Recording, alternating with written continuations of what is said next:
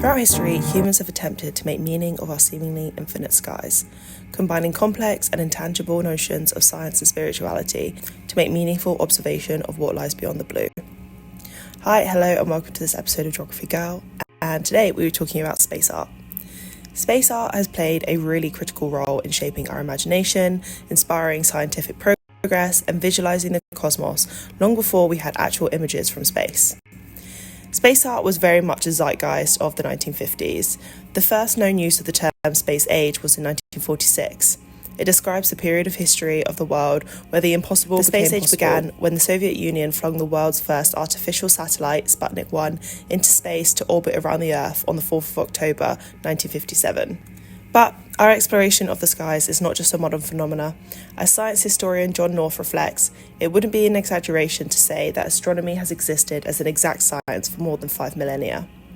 Indeed, there are many ancient cave paintings depicting an understanding of space, perhaps to varying levels of accuracy. Claims of prehistoric knowledge of astronomy and depictions of such are controversial. The oldest dating back to the Ice Ages, dating back to 150 all the way to 400 centuries ago. Without the use of telescopes, our ancient relatives relied upon the naked eye to make sky and space observations. The first clear portrait of the universe is the Nebra sky disk, dating back to 1600 BC. The Nebra sky disk is one of the most important archaeological finds of the past century, write researchers in the journal Archaeological Ostrika. It displays the world's earliest known concrete representation of astrological phenomena and shows gold strips in the shape of the sun or full moon and a crescent moon and various stars. It may have been used for religious or agricultural purposes. Its significance to those who made it is unclear. Around the same time, the ancient Egyptians were developing star charts.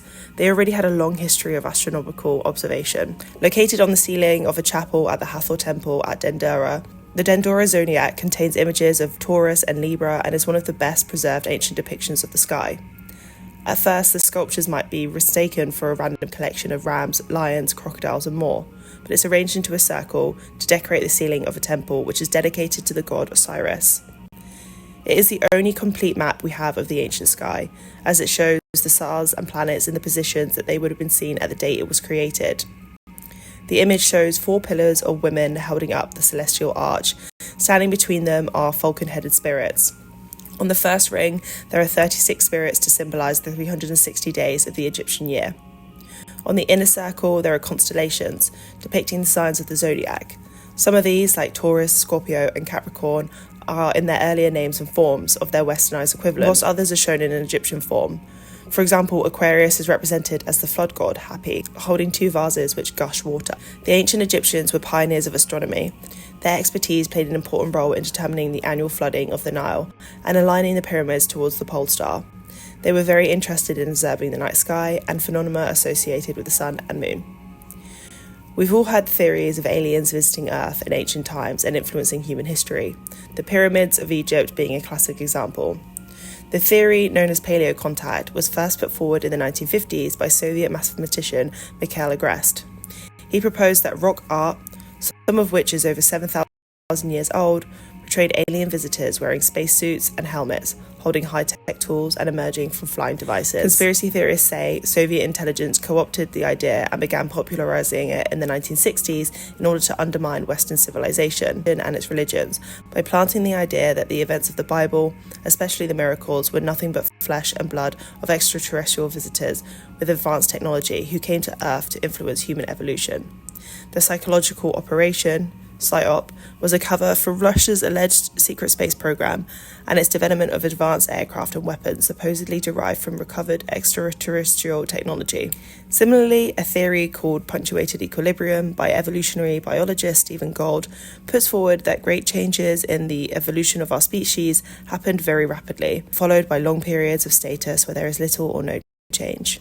Some scientists believe that there is a connection between human evolution and astronomical activities such as asteroid and comet impacts, gamma wave bursts, and supernovas. Whether or not you believe our development is connected to extraterrestrial visitation or not, the ancient art space has inspired is fascinating to observe. More recently, the likes of Albert Dürer, Etienne Leopold Trouvant, and Vincent van Gogh, amongst many other painters, architects, and sculptors, created created masterpiece of space art to define and record history of this all-important age. One of the leading and more recent pioneers in this space is Chelsea Bonestell, considered the father of space art. Bonestell's career began in architecture, bringing to life some of the United States' most iconic landmarks, including the Art Deco facade of New York City's Chrysler Building, the Supreme Court Building in Washington, D.C., and San Francisco's Golden Gate Bridge. As described in a blog post by Sotheby's, Bonestell created what is considered the single most famous astronomical painting ever created, Saturn as seen from Titan. This painting is widely referred to as the painting that launched 1,000 careers. Whilst Bonestell created hundreds of astronomical paintings in his lifetime, this was his favourite. It was first published in the May 29th, 1994 issue of Life magazine, and would launch an era in which his work would ignite countless imaginations. Bonestell's work took on a whole new dimension when, at the age of 50, he moved to Los Angeles, where he became the highest paid special effects artist in Hollywood, working on The Hunchback of Notre Dame, Citizen Kane, and The War of the Worlds. His special effects work in Hollywood would have huge influence on his space art. In 1981, Alan Bean, the fourth man to work on the moon and a veteran of Apollo 12, resigned from his career as an astronaut to paint space art full-time. He took great care over the mathematical and scientific accuracy of his work. He reflected, if Monet painted what he saw, he told the New York Times, we wouldn't celebrate him today. He painted a little of what he saw, but then he painted mostly the way he felt about it. Nowadays, space art is dominated by more photorealistic artists like graphic designers, animators, and science fiction writers. In 2017, when NASA discovered a potentially habitable planet, TRAPPIST-1, Nature magazine, assigned Robert Hurt to design the cover. It's a snapshot of our optimism in a way, says Tim Pyle. Maybe the chance that a planet is rocky and is not a gas giant is only around 50%, but that's how we choose to illustrate it, because we'd like to visit it someday, and so we draw it in the kind of way we want to believe. And that is a rather poetic place to end the episode. I hope you enjoyed it today, and if you liked it, give us a like and subscribe for more. I bring out new episodes every Tuesday. Goodbye.